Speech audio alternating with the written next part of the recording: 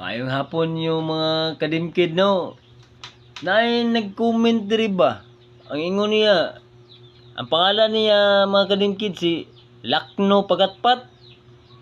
Ang gi-comment niya ba? Dul.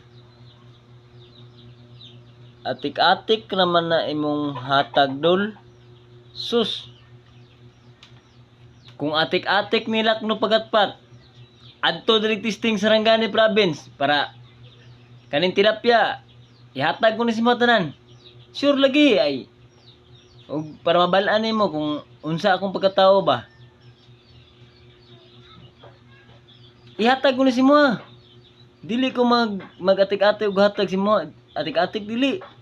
Para mabalaan jud nimo ug unsa ka tinuod diri. Laag diri sa Sarangani province, pangitaa akong pangalan, Lems Parilla. Oh, lain mong kuan ba, pero sa kuha dili na ko na ikalain. Pasalamat ko si mga Lakno Pagatpat.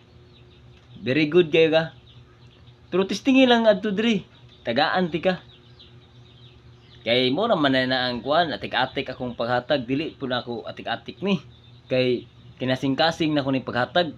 Kay kani siya gihatag ra po ni para sa kuha. Gihatag ra po ni sa Ginoo para sa kuha nya. Ihatag po nako para sa ilaha.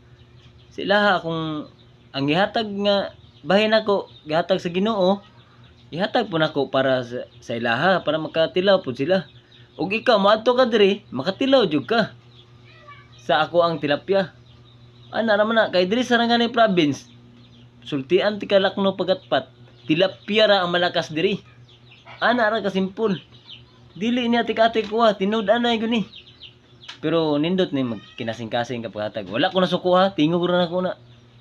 Nya maayong hapon diha. God bless you. Lakno Pagatpat.